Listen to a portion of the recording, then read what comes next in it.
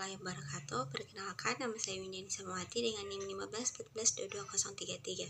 Nah, pada video kali ini kita akan membahas tentang materi analisis kurikulum. Baik, pembahasan pertama yaitu tentang karakteristik kurikulum. Nah, kurikulum merupakan alat yang paling penting dalam keberhasilan suatu pendidikan. Tanpa adanya kurikulum yang baik dan tepat, maka akan kesulitan dalam mencapai tujuan dan sasaran pendidikan baik formal, informal maupun non-formal. Karakteristik kurikulum bisa diketahui antara lain dari bagaimana sekolah dan satuan pendidikan dapat mengoptimalkan kinerja, proses pembelajaran, pengelolaan sumber belajar, profesionalisme tenaga kependidikan, serta sistem penilaian. Kurikulum dirancang berdasarkan tujuan pendidikan yang ingin dicapai, baik dalam bentuk kompetensi, pengetahuan, maupun keterampilan yang diharapkan dikuasai oleh peserta didik. Selain itu, kurikulum bersifat fleksibel dan dinamis.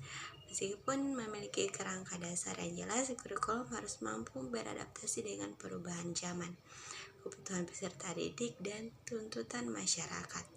Kurikulum juga mencerminkan keseimbangan antara teori dan praktik.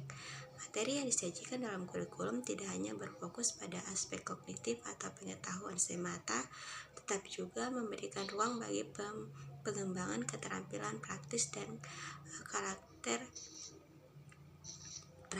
karakter.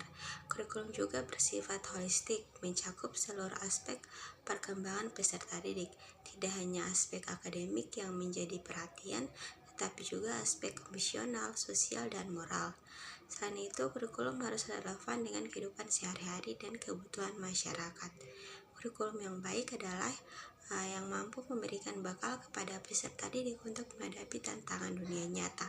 Kurikulum juga bersifat evaluatif, artinya selalu ada proses penilaian dan refleksi terhadap keberhasilan penerapan kurikulum tersebut. Evaluasi dilakukan untuk mengetahui sejauh mana tujuan pendidikan telah tercapai dan apakah peserta didik telah berhasil menguasai kompetensi yang diharapkan. Prinsip pelaksanaan kurikulum. Nah, dalam prinsip pelaksanaan kurikulum ini terdapat 3 peran. Yang pertama itu peran konservatif.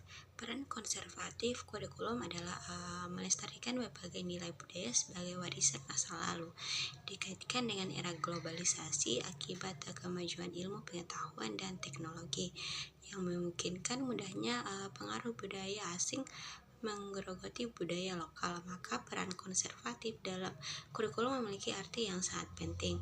Melalui peran konservatifnya, kurikulum berperan dalam menangkal berbagai pengaruh yang dapat merusak nilai-nilai luhur masyarakat, sehingga identitas masyarakat tetap terpelihara dengan baik. Yang kedua itu peran kritis. Tidak setiap nilai dan budaya lama harus tetap dipertahankan, sebab kadang-kadang nilai dan budaya lama itu sudah tidak sesuai dengan tuntutan perkembangan masyarakat. Demikian juga ada kalanya nilai dan budaya baru itu juga tidak sesuai dengan nilai-nilai lama yang masih relevan dengan keadaan dan tuntutan zaman.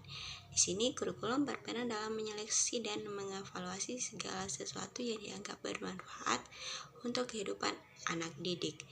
Yang ketiga itu peran kreatif. Kurikulum harus mampu menjawab setiap tantangan sesuai dengan perkembangan dan kebutuhan masyarakat yang cepat berubah.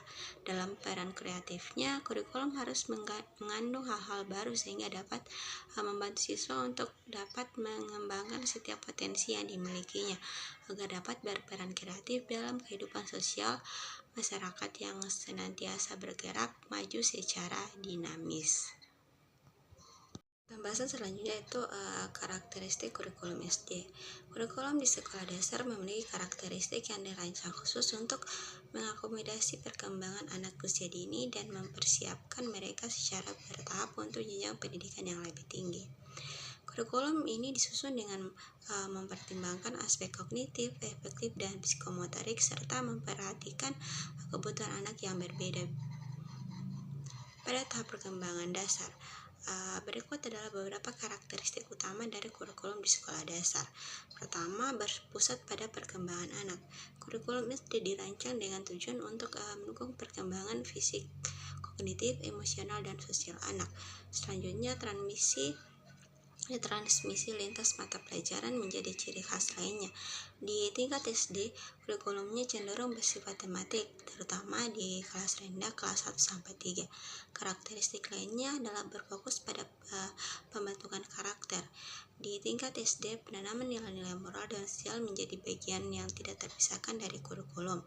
Pendidikan karakter diintegrasikan ke dalam setiap mata pelajaran dengan tekanan pada nilai-nilai seperti kejujuran, disiplin, kerja sama, dan tanggung jawab.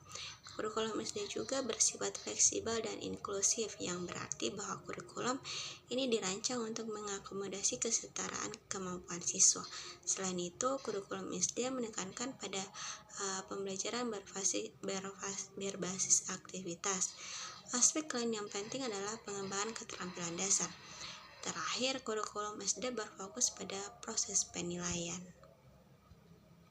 Selanjutnya itu kurikulum K13. Nah, kurikulum K13 adalah kurikulum pendekatan pendidikan di Indonesia yang menekankan pada pembelajaran berbasis kompetensi dengan pendekatan saintifik. Kurikulum ini dirancang untuk membentuk peserta didik yang memiliki keterampilan abad ke-21, yaitu berpikir kritis, kreatif, komunikatif, dan kolaboratif. Kurikulum K13 mengintegrasikan sikap, pengetahuan, dan keterampilan dalam proses pembelajaran dengan metode seperti observasi, bertanya, mencoba, menelar, dan mengkomunikasikan. Selain itu, kurikulum ini menitik beratkan pada pendidikan karakter dan penilaian autentik yang mencerminkan perkembangan siswa secara menyeluruh. Yaitu kurikulum Merdeka Belajar. Kurikulum Merdeka Belajar adalah kurikulum yang dikembangkan oleh Kementerian Pendidikan, Kebudayaan, Riset, dan Teknologi Indonesia untuk memberikan fleksibilitas lebih dalam proses pembelajaran. Kurikulum ini berfokus pada pengembangan karakter dan kompetensi siswa sesuai dengan minat, bakat, dan kebutuhan mereka. Pembelajaran dalam kurikulum Merdeka lebih berpusat pada siswa dengan pendekatan yang lebih kontekstual dan mendalam melalui proyek-proyek yang relevan dengan kehidupan nyata. Selain itu, kurikulum ini memberikan kebebasan bagi sekolah dan guru dalam mengatur metode serta materi pembelajaran, sehingga dapat lebih menyesuaikan dengan kondisi dan potensi masing-masing peserta didik. Itu pembahasan dari saya, lebih dan kurangnya saya mohon maaf. Sekian, wassalamualaikum warahmatullahi wabarakatuh.